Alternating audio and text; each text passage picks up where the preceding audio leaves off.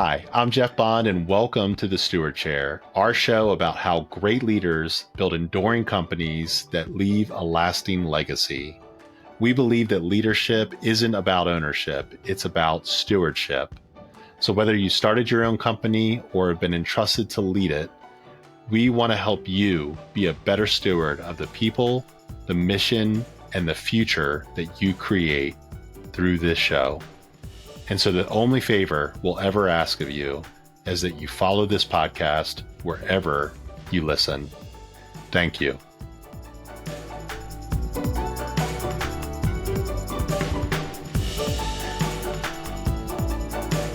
Before we jump into today's conversation, I want to introduce you to a leader who's redefined what it means to steward an entire industry. Michael Seitz is the president and CEO of Earthwise Pet, a family-rooted business turned national franchise that's rapidly expanded to over 200 locations. What started as a small pet store inspired by his parents has evolved into a purpose-driven coalition of entrepreneurs championing holistic pet wellness, sustainability, and local community impact. Michael's leadership journey has taken him from launching a single prototype store to navigating complex boardroom dynamics, scaling through acquisition, and shaping the future of the pet industry, all while staying grounded in the values that he inherited growing up in an entrepreneurial household. This conversation, I felt, is a masterclass in legacy, leadership evolution, and the humility that's required of us to build something bigger than yourself. So let's dive in. Michael, welcome to the Steward Chair.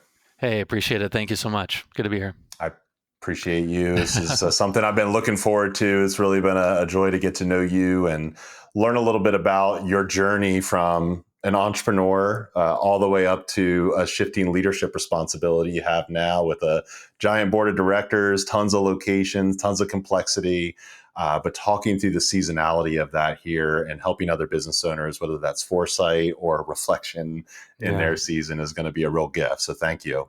No, I appreciate that. I'm looking forward to having a frank conversation on those, and hopefully it provides some insight to your viewers and listeners. That's great. So for those who aren't familiar, let's start with, you've led Earthwise Pet from a family business to an influential force in your entire industry. I've heard you call it the golden age of the pet industry. And so at what point did you realize the kind of shift of leadership, the evolution of your leadership, the cost maybe that comes with it, and how has that shifted your approach over that season? Yeah, well, I never originally I never intended to go into the pet industry. It was my family did it. My mom was a professional groomer, but I always loved franchising, and I loved the idea of business, but I also liked health, and so I went to dental school, and I was going to try to franchise dental offices, but realized that was going to be problematic with franchising specifically, and so just came back to my roots and what I loved, so I approached my father back in 2005 originally and said, "Hey, what do you think about building a prototype we can franchise?" Back in the 70s and 80s when my parents were first doing pet stores were very, very different than they are today. And so, 40 to 45% of revenue came from the sale of fish and small animals and birds, and pet stores were labor intensive and they took all sorts of time. And that was nothing I was really that interested in. And so, but that's a tough concept. I don't want to franchise that. So we came up with one where it was simple and clean and scalable, and something that I felt like I could buy into and I could believe in. And so started back in 2005 and started franchising in 2008. That was kind of the shift for me, at least, to be like, yes, I want to try to take this to the next level. Was let's do something that's disruptive. Let's create a business model that's scalable within the pet industry. Let's professionalize the pet industry, because it certainly wasn't at that point professionalized in any way, shape, or form. It was very much, just everybody off the street could just open their own pet store and figure out a way. And we wanted to make it something that was unique and scalable and different. So. I love how you started talking about how formative it was with like kind of the way your parents influenced you and the way the industries were. And and maybe that sparks something in you. And I know that there's a lot of business owners that get into their business, their Yeah. vocation, because of that early influence in their lives. How important is it to kind of be reverent to that, acknowledge that, but Yeah. then Yeah. also like think about innovative ways to move forward? What kind of advice would you have for that? Yeah. I mean, it's a great question. My father was an entrepreneur since he was 23 years old, and so entrepreneurship was in his blood. It was in my blood. The idea of working for somebody else was kind of a foreign concept to anybody in our family system, which also meant that we were a family that was willing to take risk in a lot of the things that come with entrepreneurship. Um, and as I look back at that, there were some core values that were instilled within me at that time, definitely from a legacy perspective, that I want and I strive to continue. He was a remarkable human being when it came to the way he interacted with the consumer and with his staff, and he was deeply caring. There was a caring component to the way that he did business that was beautiful. And so those kind of things I wanted to take and bring with me. He wasn't a marketing guy at all.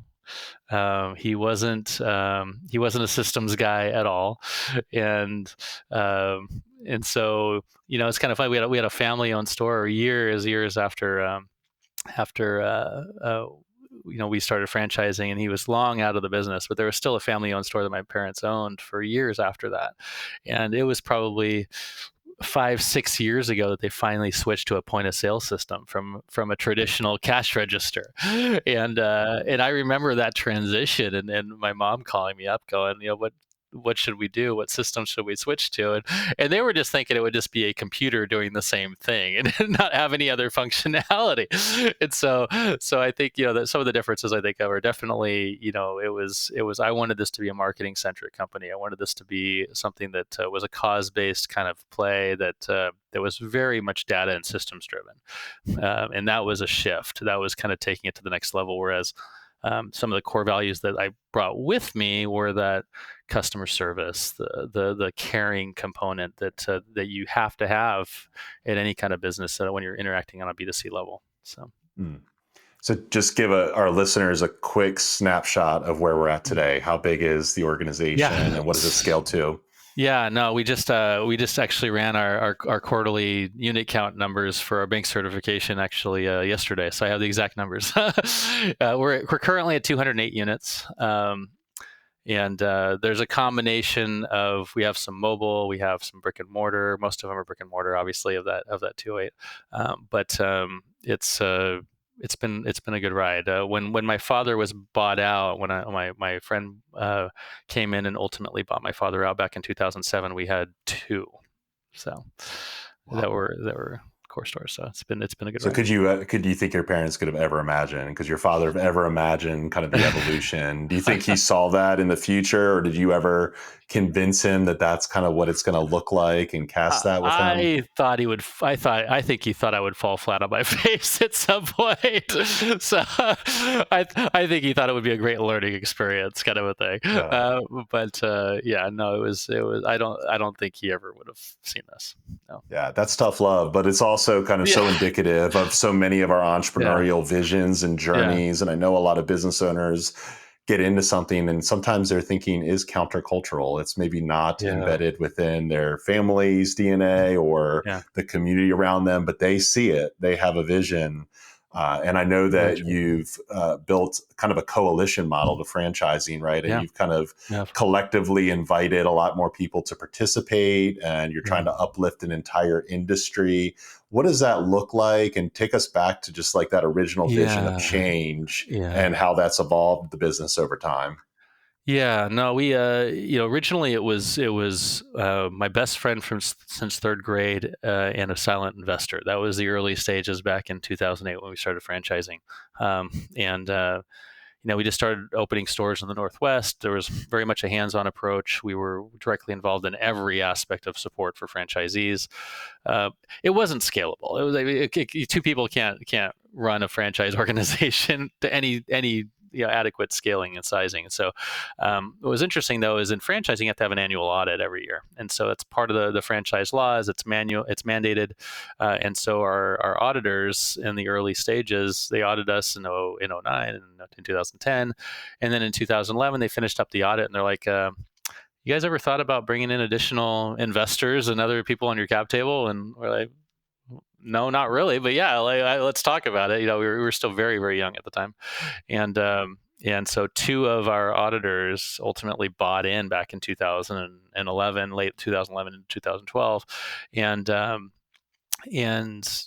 all of a sudden they couldn't be our auditors anymore. So we had all sorts of changes we had to do. There was a formal process to go find additional auditors, and we had two new voices on our team, on our ownership group that had a very different look on business. These were mature business individuals that were partners in a very significantly sized CPA firm in Portland, Oregon, and they all they did all day long was look at business financials. And so it was a very, very different shift. And all of a sudden I realized, the unilateral decisions went out the window. There had to be collaborative effort.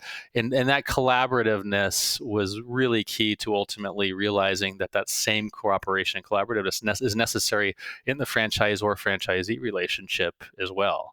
That you're in this together kind of a thing. And so that was kind of the start of that idea of, okay, we're building a coalition across the country, not just with our board members, but also with our franchisees. And so they're very involved and have a very clear voice in our efforts and in the vision that we are trying to put out there. I love that word. I know that's a kind of a mind shift. It's quite humbling for a leader that maybe started with a certain vision in mind, and then all of a sudden it's disrupted with other leaders, other perspectives that are brought in. Was it hard for you, and how did you kind of adapt your mind to Um, embrace this coalition model? Yeah, it took a long time for me to really kind of settle in on that because again, my father was an entrepreneur, but he never had to have that his entire career. He owned a chain of restaurants all by himself. He had the stores all by himself. So when a decision had to be made, it was his decision. He always just made the decision. So that was kind of the hat and the learning that I had, and so it was definitely a difficult shift for me. Um, and as you start gaining size, you realize more and more that it's not about you being able to make a decision. It's about your ability to persuade others that your vision and your ideas are in the best interests of all the stakeholders. And yeah, ultimately, Dan and I can still make a decision. We have enough of the voting rights where it's our call, but the other ownership group and the members of our board expect them to have a voice and expect us to have all the information before we make that decision. Hmm. Love that evolutionary. And you're kind of on the other side of that now. You fully embraced it. You're scaling fairly rapidly these days. Yeah, It seems like a lot of merger kind of acquisition type work that you've done to scale. And you've got a local store here in Atlanta, I think in Milton, Georgia. You're all over we the do. Yeah, country. Yeah. So now you're kind of decentralizing. You and Dan kind of have this board of directors, but you have all these stakeholders that are fully distributed, and your role has shifted. You talked about your responsibility to help steward the future of the industry and the partners. You see your role as yeah. much more broad in that respect. So talk to me about how you're feeling about that today, and what maybe other business leaders who are kind of in that position of transition should expect. Yeah, that's been a big joy actually to get into that shift because it's no longer about ultimately righting the ship of our organization. That's definitely my core competency and role, but being able to influence the industry as a whole has actually been really special to me. So a good example, I was at a trade show about a year ago, and I get a call from a good friend of mine. He's one of the he's the CEO of one of the largest pet food manufacturers that we sell in our stores. He a longtime family business, been around for 70 years, kind of a thing, a long time. He's third generation, um, and and he calls me up. He's like, "Hey, Mike, I'm having dinner with another individual also that owns another significant chain in the marketplace, and obviously, I knew who it was." Um, he goes, "I'd really like to just have the two of you for dinner." And he's like, I want the two of you for dinner because I see you two as being the sharpest guys and the ones that if I want to make sure I'm successful long term, I need to make sure that I understand what it's going to take to keep that relationship. And so we sat down and we had a discussion, and it was just a really frank discussion about everything from online pressures to in-store pressures to mobile to all the different aspects that were influencing business, and we had his ear. Like, we influenced his ability to make decisions, and I had the same thing a couple of days ago with the largest distributor in the country for our for independent retailers, and it's that stewardship component to it, that idea is that, well, one thing that you start to realize is that the stronger the industry is, the better it is for everybody. And so it's one of those where it's like, but this is going to benefit my competitor. Well, okay, that's there's nothing wrong with that. In fact, that's a good thing. You don't want your competitor to fail, because if they fail, it adversely affects the perception of the industry as a whole. There's there was a distributor that collapsed a few months ago that was a national distributor that went bankrupt, and ultimately their assets were sold off, and it devastated the industry. It was everything, the confidence of the retailers, the manufacturer confidence, everything was hit because of this situation. And so there's this collaborative effort to make sure that, hey, who's next? Let's make sure that doesn't happen to them. Let's support them, because we all need this to be together to work. So. I think that's a really important message that business owners need to hear, because I think what we're taught in business school in capitalism is that it's just ultra competitive, right? And that you have to defeat your opponents at all costs. But you're pointing towards an actual reality that as Yeah. industries rise and fall, so do you. Your fates are truly bound together. And so Yeah. you accepted that call in that time, where somebody else might have declined it and said, that's not really my responsibility. I need to focus on my store. I need to focus on my brand. But you've learned a valuable lesson there. And I'm blessed in the sense that we're a privately held company, and we don't have we don't have to live by the quarter, right? So yeah, it's one of those things where we can make decisions that will benefit us long term, not just make sure that we don't kill the stock price in the next 3 months, that kind of thing. So Right. it's just a different strategic play, and I think both have their part. Um, but I'm grateful to be able to have a long-term vision, and really see hey, how do we make sure that we're all in business in 5 years? Yeah, that's super helpful advice. And we're kind of hitting on the high points of what's made you successful, but we've talked about getting bloodied along the way, and Yes, how there yes, are like really hard things that come as a yes, rite of passage in entrepreneurship. So how yes. how Oh my did you gosh. shift your mindset on control, trust, and your role of others in your growth story? And maybe what are some of those getting bloodied stories that you'd have to share? Yeah, yeah. No, it's boy, there's a lot of them. Um, Yeah, I think entrepreneurship is not for the faint of heart, right? so there's a real reality that media and everything puts out all the success stories out there. What the end result could be, look at this is great, shoot for your dreams, all that kind of stuff. The path there is brutal. The path there is brutal. You look at some of the most successful entrepreneurs in the world right now, and they had multiple moments throughout their lives where they either did lose everything or they were on the threat of losing everything. It's just the reality of entrepreneurship. And so, I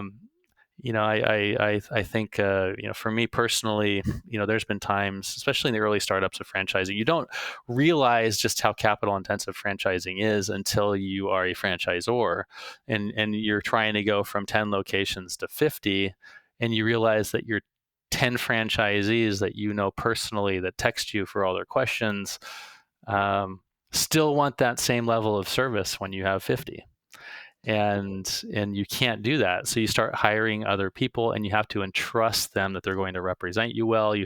And sometimes you don't have time to mentor and train them as adequately as you want, because you're scaling too quickly. And so there's a drop in that service level, and you have to kind of pull back and reassess.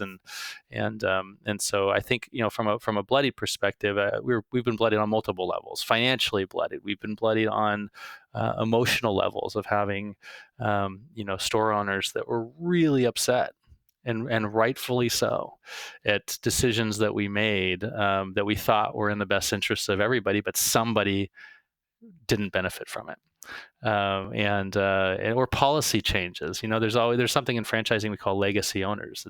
It's like, very successful owner that's been with you for 10 years, and then you ask them to make a dramatic material change to their business model, and they go, why? Like, I'm happy, I'm successful, I'm not going to change. And you go, well, you need to change, or in 2 or 3 years you may not be around. And they go, I don't believe that. And then in 2 to 3 years, they come knocking on your door, like, please help me. But it's it's that buy-in side that's brutal. But you take the beating from all ends. You take the beating from you have to be okay with people not liking you. And that was really hard for me. I was a people pleaser big time. And one of the skills that I had to learn over the years was that it's okay to make a difficult decision and have somebody not agree with you. And have really difficult conversations that were important to have for the solvency of the company. As you grow, imagine sitting down with your executive team, who everybody looks up to you, but because of COVID or things completely out of your control, you have to sit down with them and go, we're going to have to cut everybody's salaries by 25%. And and have to ask that. It's brutal. And so that's the bloodiness of entrepreneurship. And what's great about it is if you do it, you learn that resilience. The team around you becomes inseparably bonded. They just will fight for anything. And that's where we are today. You get through that bloodied stage and you're comfortable with being bloodied, and you will fight tooth and nail to honor and protect each other. Yeah, you kind of beat me to the punch. I was going to say, well, why do it then?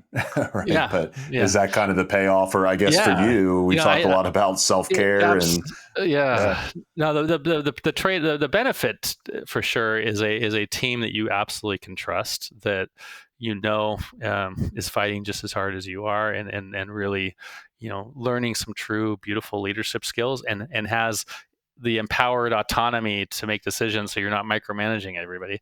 I have had some amazing conversations with private equity groups and family offices over the years, and one of the biggest compliments that I get is when they sit down and they get on a Zoom call with all of our management team, and then we finish the call and they'll call me up personally, like, Mike, like, this is a stellar management team. This is the kind of management team we would have put together, but you already have it. And so, that kind of reality is what we are working with. Well, why is that? It's because we have been bloodied, and we figured out a way to make it through. Love that. Yeah, it's a good lesson learned. And I know along the way, it requires a good bit of self-care, which we've talked about too at home. Yes. I mean, we're also spouses and fathers or mothers and all this. So how did you kind of navigate that balance? It's a challenge. I think one of my the things I look forward to the most is actually, I have an amazing family support. Like my wife is just unbelievable. She's a businesswoman herself. She's a licensed mental health counselor with her own private practice, and she understands the difficulties in the battle of emergency calls and all sorts of stuff. She used to travel all the time. There's definitely a benefit of having a partner that has lived your life to some extent, so that there's just an understanding that's there. And then I have one left at home. The other two are in college, but it's like the one left at home is a softball player, and there's nothing I enjoy more than going on a weekend to a softball tournament. And so there's just that, from a self-care perspective, I'll help assistant coach, or I'll go work out. Like, so say, I live right in a forest, so you can see out my office back here too. I can literally leave my office and go on a hike along a river. So for me, the self-care side of it is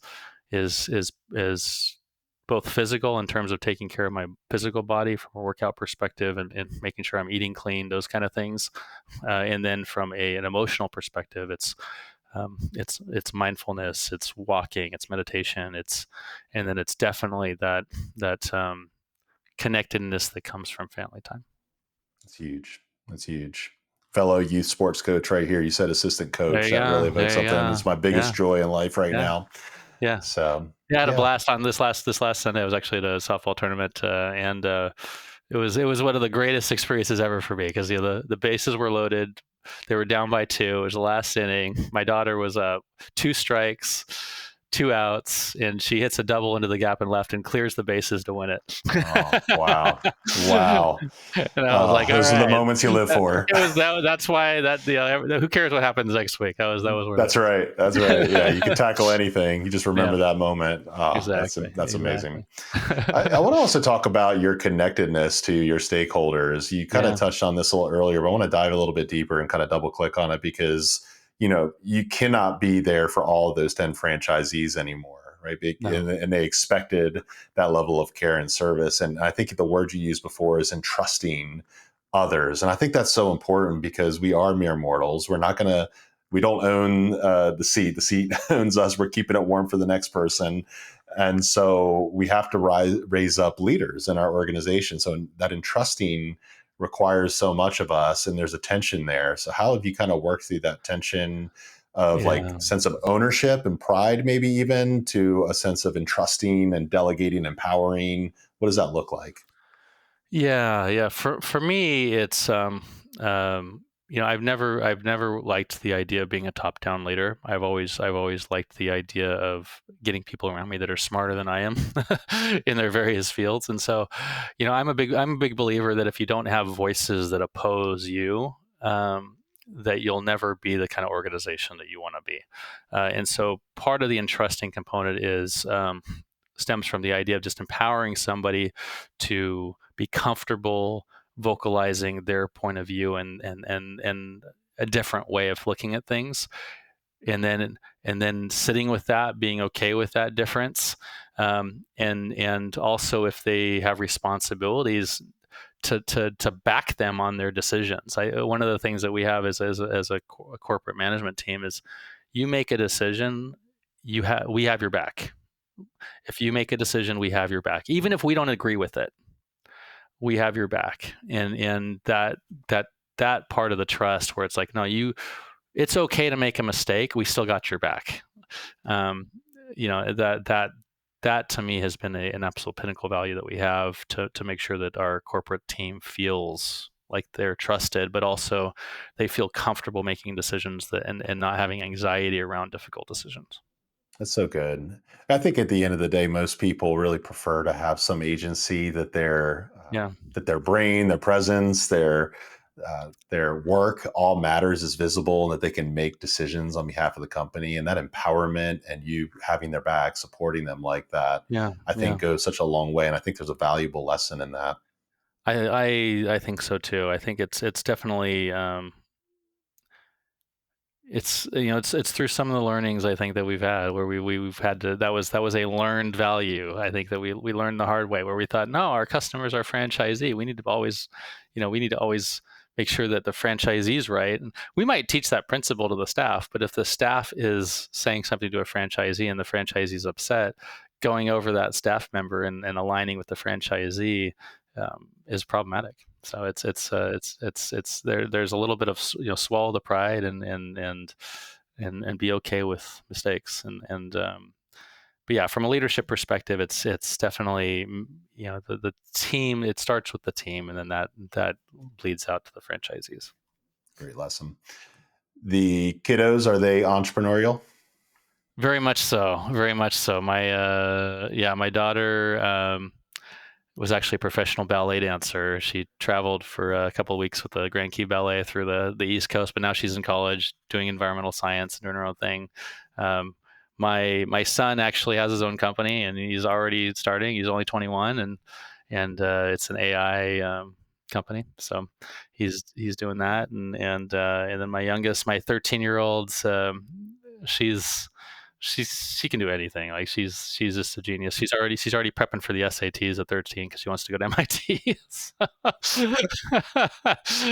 Yeah, she's the overachiever, where it's like, come on, it's okay to miss a math problem. It's like, she's like, no, I got goals. I'm like, we don't micromanage anything. I don't ever check her grades ever. And she calls me in the morning and says, hey, Dad, I got to go to school.